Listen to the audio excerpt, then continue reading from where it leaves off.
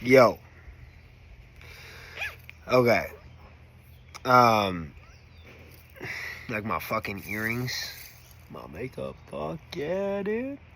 My hair. I don't have my fucking hat on right now. Okay. I was gonna make a video. I was working on this video yesterday. I was gonna release it with my post.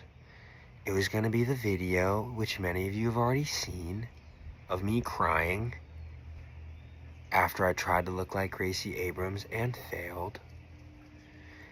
And I've decided not to release that video right now. At some point I will release that video, but it's just too much for me to release right now. I don't want to release it. I don't feel like it, so I'm not going to. Huma the woman's like, no, those are my tears, bitch. We ain't sharing those right now. We shared them a bit, now we done. So yeah, I think the post was enough. I think the caption was enough. I'm really learning in this business. Less is more. Less is more. So yeah, at some point I will release that because it's a very powerful video to me. I want it up on YouTube for myself to go rewatch it. Because I kind of like treating that as like, you know, that this is this persona that I've created, and I can go look at my persona and be like, oh, Jesus, look at all this shit. So nice to kind of have it up there and cataloged, like the album of videos. And I think other people would probably like watching it. I think it's a powerful video, in my opinion. But yeah, I think the timing is just not right. That post yesterday for me was already, I'm being stupid. Like, it was already a lot for me to make that. And like, I've been working on it, and like literally everyone in my life has been like, Huma, take a fucking break from Instagram. And I'm like, yes, taking a break. While I'm sitting here being like, but I need to make this one last post, but I need to do this one last thing. And like, I'm glad I did it. But now as well, it was a lot, like, to receive, just to put it out there, and then like see who's liking it, see who's not, see who's looking at it, who's commenting, like whatever, just like who's engaging with it, who sends me messages on it. Like, it's just a lot, and all of it's positive for the most part. I mean, sometimes, you know, people look and they don't like, and then you're like, well, what the fuck? But it's like a small thing, right? No one's sending like hateful comments or messages to me like, you look stupid, motherfucker.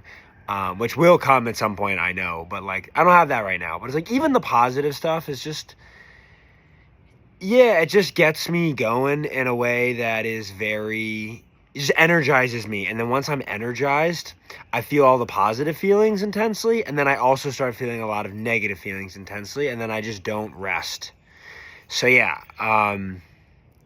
that's why I need the break from Instagram. That's why I'm taking it. I'm glad I made the last post. I wanted to get that picture out to be like, yeah, it just needed to happen for me. And I wanted to make this video too, this last video too. And it's like, those are really powerful experiences for me. The whole thing with Gracie Abrams and finding those songs, like, wow, that was, maybe I'll say more about it at some date. I've already said a lot if you watch my story, but like, yeah, it is not a joke. Sometimes I really want to look like Gracie Abrams. Huma the woman deeply wants to look like Gracie Abrams, and was very sad that I tried for her and failed. Because obviously I'm not in a woman's body and I don't look like Gracie Abrams. So, but yeah, she was really sad about it. And look, I think there's an attachment. Like, as I said, I think it's just like something about the force of her femininity. Like, my intuitive brain, it's nothing logical. It's just like, look, the woman in me points at Gracie Abrams and is like, be like that. Like, that's the kind of femininity I'm talking about. I had that, and then I had Frida Kahlo. And Frida Kahlo is someone I could say a lot more about in the future. But Frida Kahlo is like, I've had that painting for like 6 months, and I got it on a whim without really even knowing much about her. I was like, the colors are nice. I'm going to grab this painting. I need more art for my room.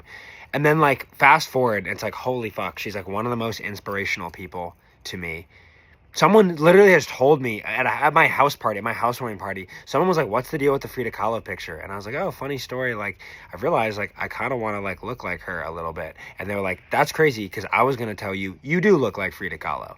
And I was like, wow, that is crazy. Thank you for saying that. Truly one of the best compliments I've received. But yeah, for now, needless to, like, it just goes enough to say, like, she means a lot to me. She means a lot to me. And I have that picture, and it's been in my room, and it's now that I'm at my dad's, it's like sitting on my desk, like I'm journaling, whatever, like I'm staring at it a lot. And that woman, as I said, like, she has been through some unreal suffering. Went through some unreal suffering. Like, crazy accident. Like, car accident, was, like, impaled.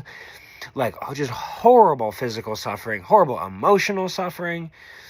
Like, her husband cheating on her and all this shit. Like, she suffered.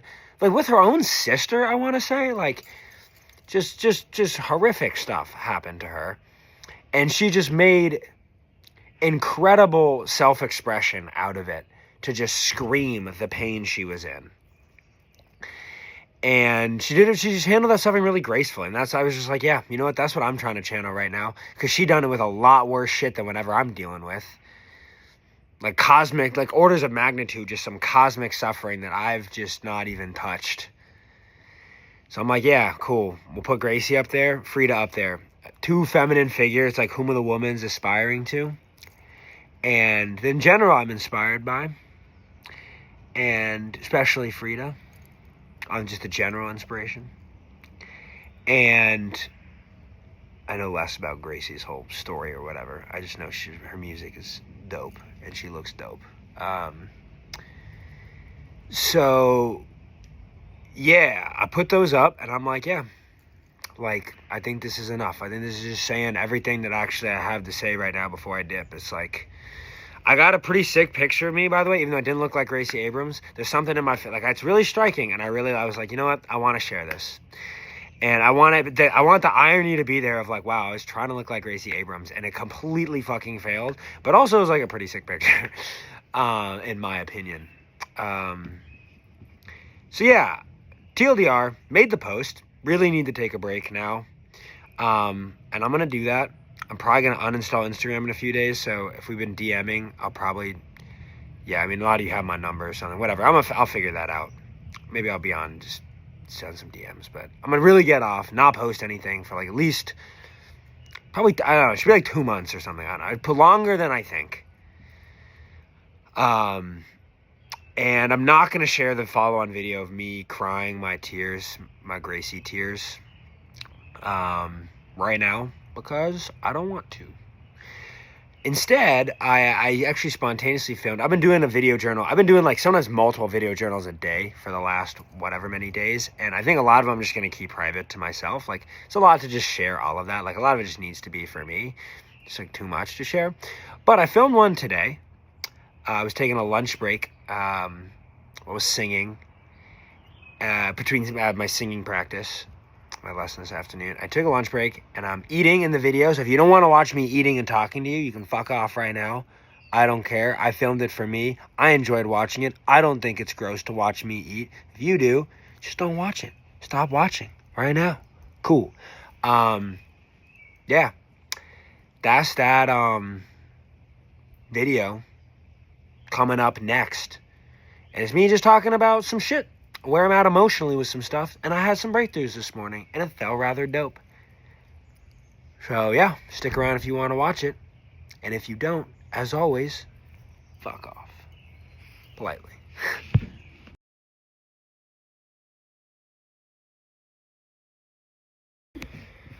Alright. First, we just got acknowledged. I'm looking dope as fuck today. Look at this makeup I got on right now. Just subtle. I think I'm really figuring out how to do this eyeliner thing that I like. I'm using this, what is it, MAC? MAC is the brand. MAC, I think it's eyeshadow, but it's just so pigmented. Like, I just used the brush. It's how the woman in the store did it on me. And, like, I didn't even try. I'm not very good at it. And it's, like, it's already coming out the way I want, mostly. I think I get a little darker. I think I'm putting the setting spray on at the wrong time. But whatever, it doesn't matter. It's looking good. I think I'm going to go pick up some more colors. Maybe today, bro. Why not? Sometime soon. But yeah, okay, makeup's looking good. Hair, bro, for the first time, I'm like not wearing my motherfucking hat. I got this little hairband in. Even with that, I haven't put any product in. But like, look. Yo, it's looking good. Dude, it's working. And more important, it's not just looking good. Like, it's looking how I had it looking before. But, like, it worked with my face. I don't know what I was freaking out about so much. Like, it works. The hair looks good. And the face is looking good with everything. And look, I literally made a video, like, a few days ago being like, crying, being like, I can't wear these earrings anymore. They don't work without the mustache. And bro, they just work. They just still work. Like, I just had to do something. And I think the eyes, the sharpening of stuff up here, and like the hair, like it just kind of contextualized it enough to like, looks good. So yeah, I'm like pretty fucking happy with this right now. It's moving faster than I thought. Okay, moving faster than I thought. Yeah, I'm liking the way I look. This is sooner than I expected, which, you know, makes sense. I was freaking out about it, but it's like, no, like the aesthetic doesn't radically change without the mustache. It's like a subtle thing. It's like, and look, my outfit is bad. My wardrobe is still pretty limited, but it's like, look, I'm already in like, I've been without that. I'm gonna eat a little bit while we talk. I've been without this shit like 2 weeks. Even, let me see, no, a week and 2 days. 3 days, since Friday the 13th. Bro. I just been trying on all my shit, putting on makeup. And I was like, yeah, no shit, like, my aesthetic is still my aesthetic. I just have to tweak some shit. Not a big of a deal. No. I really like it. I like it more than the mustache, honestly. The mustache has some refined pictures that look sick. But when I look back at those pictures, I'm inspired by that man. I'm like, yo, that man was sick as fuck. He took me a long way. But I'm also, you know, I'm done. I'm done with him. I mean, not in like a shitty way, just in like a, he's dead. That person is gone. He's a person of the past. And like much of him, you know, I feel like I've been saying this over and over. It's been like my line. Is like, each wave of self-discovery is like, I'm a completely different person, but also exactly the same person at the same time. And yeah, it's like, look, I'm a completely different person. That like Mustache Man is gone. Huma Mustache Man is gone.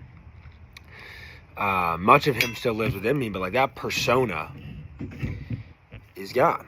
And so I don't need to fucking grow another mustache. I fucking love my face without it. Takes a little bit of, you know, different shit, but I'm a fan. And yeah, so I can do all the same, accomplish all the same things as before. So it feels good. It's still right for me to be taking a break from Instagram. It still is. That's just still a lot for me. Even the positive or negative. I haven't gotten any negative other than like people that I know see the post that I would have thought would have liked it, not liking it. That was a small thing. Not like someone leaving like a hateful comment. So I'm getting a lot of positive reinforcement. The positive reinforcement is great. It's just also very stimulating. And it doesn't lead all to positive emotions. Like, I feel positive emotions about the positive feedback, but that triggers a cycle in me of just like introspection, self-love, well, not self-love, because I'm self-loving all the time, I'm trying to, but like, even when I'm not being stimulated, but like, triggers a process by which I dig into my positive emotions, and then right in the wake of all those positive emotions, I dig straight into the negative ones. And so, yeah, there's just a lot on both ends. But yeah, it's good for me to take a fucking break. But shit ain't as much of a crisis as I was making it out to be. Which, shocker. You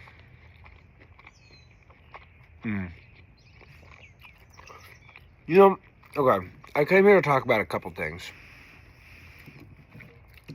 Taking a break, eating lunch in between practicing for my voice lesson today. I haven't done shit practice this past week, which is fine. It happens. I was, you know, on the go. My life crazy. So now that it's settling down, I was like, I know I'm gonna practice more. Whatever. I'm trying to do a little bit of practice before I get like at least 2 hours in without him. So But yeah, I had therapy this morning. My therapist is sick as fuck. He's so smart, so wise, and he gets me. We get each other. Well, he gets me, whatever. We click. And I was talking to him about some shit, and I think I came away with a crazy realization. It's one, it's a clarity that I've been building to for a long time. And I think I've known, it's not entirely new, but it's like kind of, I'm sitting with like a verbal, conscious, logical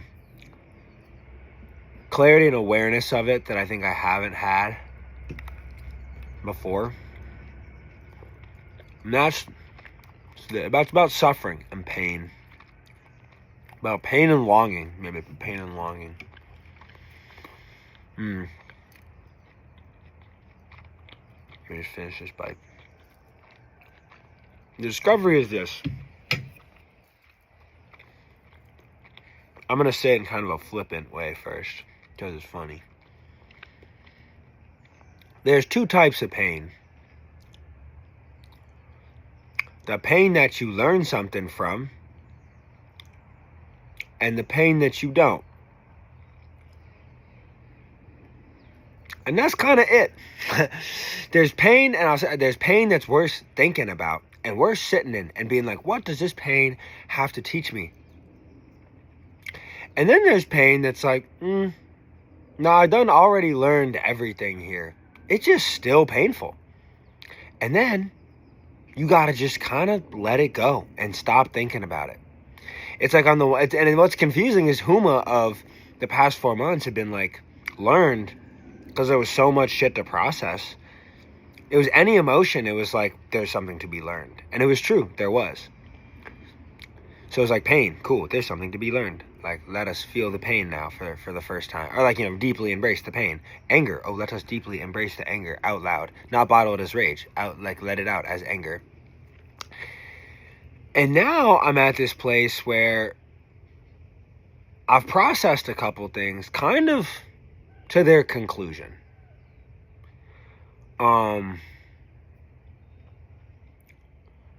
think one of these things is like kind of this romantic interest that I had that I've spoken some about.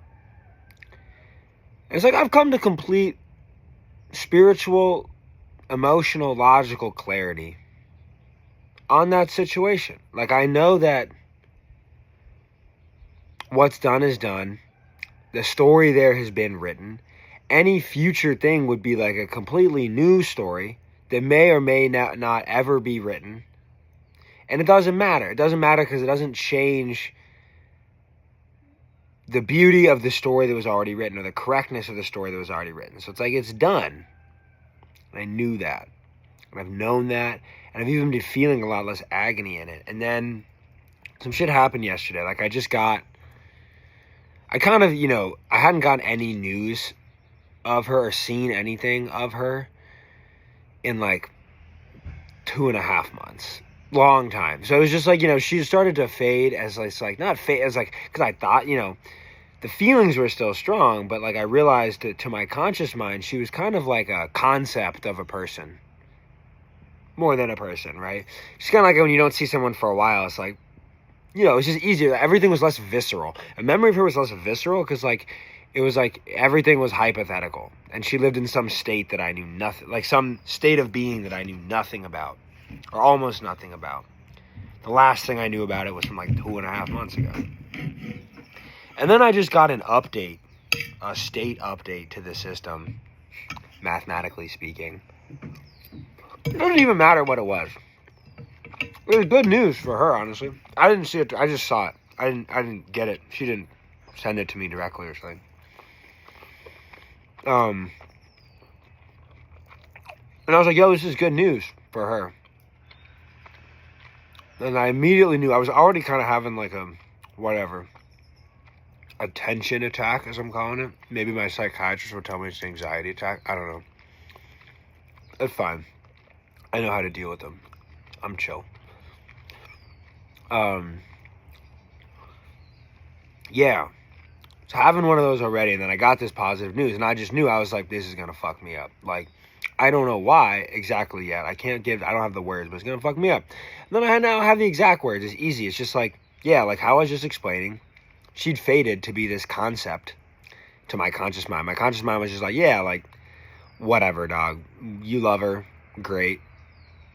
Does she even exist? Like, you haven't talked to her in 2.5 months. Like, obviously she exists, but it's just like, yeah, like, it's chill. Like, it's easy. It's not visceral. And then it was like, it doesn't matter what kind of news it was. It could have just been like literally any sign of life that just makes her presence on this earth more visceral to me. Let's say that again. Anything that makes her presence on this earth more visceral to me. And so that was it. I just heard something about her and it made her presence more visceral to me. And then immediately I was back in like, not as deep as it had been, but like a lot of agony and suffering and pain and just like, and I was like, why am I here again? Like I knew, like, I was like, yeah, I knew this shit was today. I was literally journaling about it in the morning that I saw the news. It was almost like, I actually did, because I was writing it in the second person to God, to Baba. I was like, Baba, you know, telling him some shit. And basically in so many words, I didn't really, but I was just like, send me a sign. Like, seems like you're telling me forget about her. But if you don't want me to forget about her, like, you know, I would do anything. And then it was that afternoon, he sent me a sign. He was like, bro, fucking forget about her.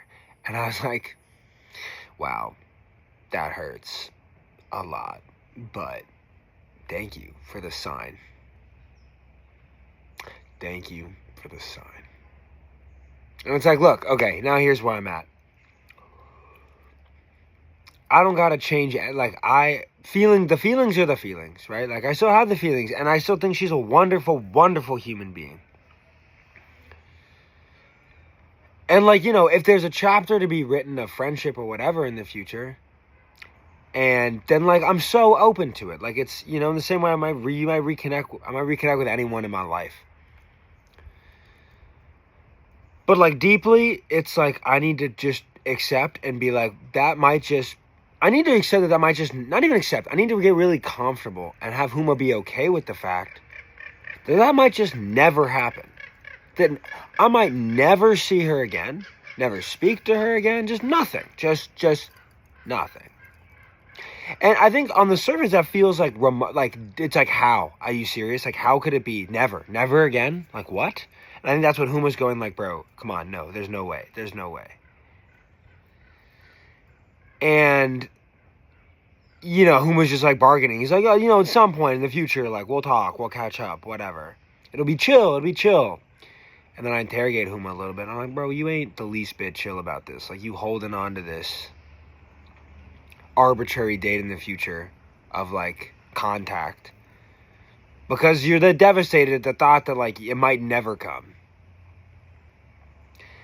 And it's fine. I'm going to sit here. I'm going to let Huma be devastated. And, like, that takes time to let him get over that. But this was the thing from therapy this morning. It was like, you know, he said something that was really, at first it took me back and I was like, fuck, I don't like that at all. He was like, Huma, you're stuck in nostalgia. Like this pain, thinking about her is not helping you at all. And I was like, in a moment, I was like, you know, well, it's been helping me for the last 3 months because I processed all the fucking pain and now there's more pain. And he was like, we sat in it and then it clicked for me and I was like, oh, fuck. I get it. This pain, I've already learned everything from. What was I supposed to learn from this pain? Like a lot of shit. I'm not going to go over all of it. One of them, I'm a woman and a man. Like, I wouldn't have gotten that had we not had like a moment together. That's amazing. That's an amazing gift for a person who come in my life and given me. She gave it to me indirectly, obviously, but it's like, she gave it to me nonetheless. God gave it to me through her, nonetheless. And so, like, I've processed, all of the learnings have been learned. Well, you know, whatever, you get it. Now, all there is to do is just notice Huma's pain. Be like, yeah, All right, move on. Because, like, there's nothing else to be learned. And actually, it's now counterproductive. Because if I lean in and I try to dig into Huma's pain, I interrogate Huma about his pain, it's just going to make Huma think about him more. It's going to make it worse. It's going to make the longing and the pain more intense. And no learnings will come out of it. No positive self-discovery. And so, it's like God's given me the sign. It's time for me to just accept that I'm going to feel this pain for a long, long time. But it's like time for me to just kind of like do the just Buddhist acknowledge, move the fuck on. Not that that's an oversimplification of it, but I just mean to like, do not dig into the well of the suffering that's there. Because there is a well of suffering, but it's like, it's not a productive one. And there's a lot of other productive wells of suffering that I will dig into. Yeah. That makes sense to me. I like that.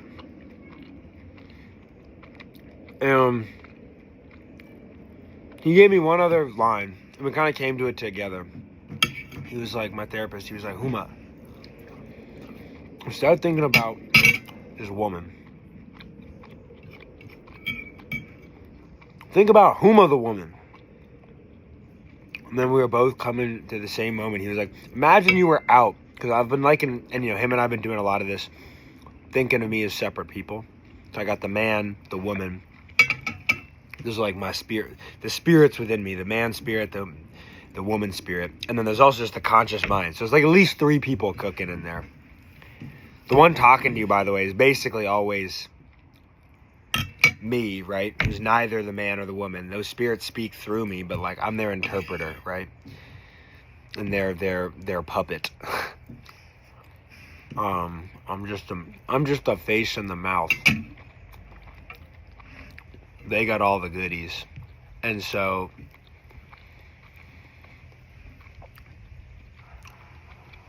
he was like, he was like, imagine, we were trying to think about it. We talked about this like divine marriage within me, right?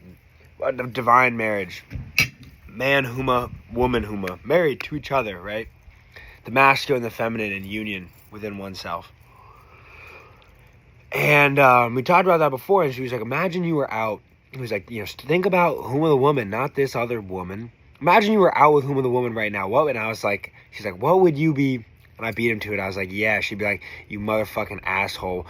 You out with me, and you still think about this other woman. Like, you fucking piece of shit. Like, why are you cheating on me emotionally right now? Why are you literally trying to go cheat on me? And I'm like, yeah, facts, actually. I've been ignoring you for 26 years, and I just met you. I've just acknowledged your presence, and I'm now turning right around to try to cheat on you